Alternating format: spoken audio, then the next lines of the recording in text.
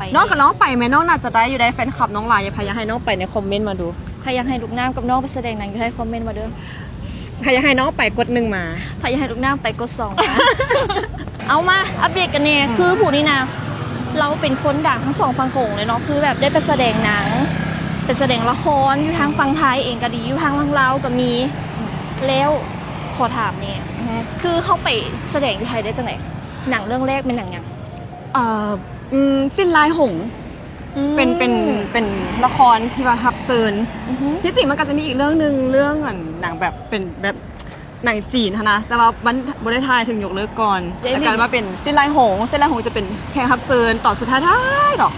แล้วก็จึงมาดอกคุณเสียงแคนเห็นยูนูพัสซัมพัสซีนอุ้มลูกอุ้มเต้าแมนบทนั้นเป็นแนวใดสิ้นลายหงอ่ะบทนั้นหันน่าจะเป็นค่ะบุจือนั้นไอ้ดุนแล้วเป็นบางซิกเปียจะบอกเป็นแบบเอิ้นว่าเป็นบทเจ้านางสินะเจ้านางจากฟังลาวแล้วมาแต่งกับฟังไทยเพิ่นแบบสุดท้ายแบบเขาไปเตยหันนี้สิ้นลายหงเราไปเบิ่งเด้อมันได้มวลดังแฮงเรื่องนั้นน่ะดังจะปีแล้วหนังเรื่องนั้นโอ้เกือบพอ10บ่เกือบอยู่ใน 6-7 ปีแล้วเลยแล้วเขาไปลินหนังเรื่องนั้นได้จังไหนแข่งรับเชิญได้จังไหนบอกได้บ่ติดต่อมาอันนี้เขาจะติดต่อมามันบอกแล้วเงียบไป3 เดือนเลยได้เงียบจนคิดว่าน่าจะบ่ได้ลินแล้วแหละเอาค่าตัวแพงที่บอกบ่ได้ค่าตัวเลยเพราะแล้วแต่ต้องสิให้เราต้องอยากลินแฮงเนาะพอเงียบไปยันว่ายังบ่ฮอดคิวตอนเขาว่าเพราะว่าออกตอนสุดท้ายๆว่าซั่นพอดีออกมามันสุดท้ายแล้วถือว่าสุดท้ายแต่ว่าบทเด่นใดก็ได้อยู่แต่ว่าม่วนใด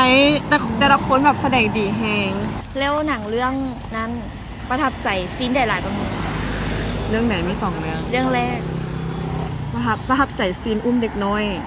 เพราะว่าแบบตอนแรกนางก็ให้ใช่ไหมนางก็ให้แบบงงแงสิน้องพอเด็กน้อยดิพออุ้มแบบถ้าต้องเข้าใจป่ะน้องรอสิแบบระวังลูกเขาจะสู้ๆหาตอนถ้าไปมีประสบการณ์นี่เขาก็ยังน้อยอยู่ก็ยังสาวต้นๆนะแบบโมมีประสบการณ์ในการเลี้ยงเด็กน้อยเลี้ยงหลานอย่างกับโมมีกับแบบมือแข็งสุดแข็งแหงตัวแข็งสุดๆทั้งมีทั้งเบบีแล้วกับเด็กน้อยที่เป็นแบบเด็กน้อยค่ะนะซีนหนึ่งที่แบบคิดว่ายากสุดมันเทคหนึ่งอะนะด่วนปะไหนจากเทคเธอสิพานดูแทบจะบริวารอย่างมันง่ายขั้นตัวเรื่องแรกนะก็ว่าแบบหน่อยแหงเวลาเขาว่าอย่างเขาเจ้าก็แบบเอาตามเขาเลยเขาจะเอาเป็นภาษาไทยมาอะไรเขาแปลเขาก็จะบอกแปลแบบนั้นเลยสินะแล้วเป็นจังไหนในกล่องไทยไงบอกคือคืนบอกไงคือคืนแต่เขาจะมีระบบระเบียบคือว่าอะไรทางฝั่งไทยเพื่อเจ้าเฮ็ดเป็นอาชีพอยู่แล้วเนาะจะมีระบบระเบียบมีเวลาการทายอย่างชัดเจนสินะแล้วก็จะเลิกกล่องเข้ากล่องเป็นโมงแล้วก็เลิกกล่องเป็นโมงน้องกับน้องไปไหมน้องน่าจะได้อยู่ได้แฟนคลับน้องหลายอย่าพยายามให้น้องไปในคอมเมนต์มาดูใครอยากให้ลูกน้ำกับน้องไปแสดงหนังอยู่ให้คอมเมนต์มาเด้อใครอยากให้น้องไปกด1มาใครอยากให้ลูกน้ำไปกด2นะอยากเห็นผลงานไว้นี่ก็ดีใจได้ที่แบบได้เจอกันคือเฮาเองเนาะคือน้องเองอะไรมันเริ่มจาก MV เพลงจากสาย MV โดยจากสาย MV ที่ว่าเป็นโฮมงานทางไทยส่วนลูกน้ำเลยเป็นภาพยนตร์หรือหนังแม่เพราะว่ามักแนวนั้นแล้ววันนี้ผลงานบ้านเฮาปัจจุบันนี้หรือว่าอนาคตข้างหน้าสิมีแผนโฮมงานทางฝั่งไทยบ่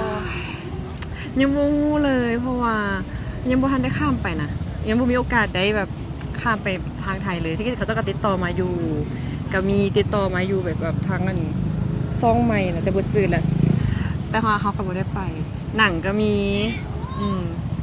แต่ก็บ่ได้ไปเพื่อเนาะวันนี้ก็สิได้ขอตัวไปก่อนแล้วเด้อบ๊ายบายเด้อพี่น้องแล้วพบกันใหม่ขอขอบใจบ๊ายบาย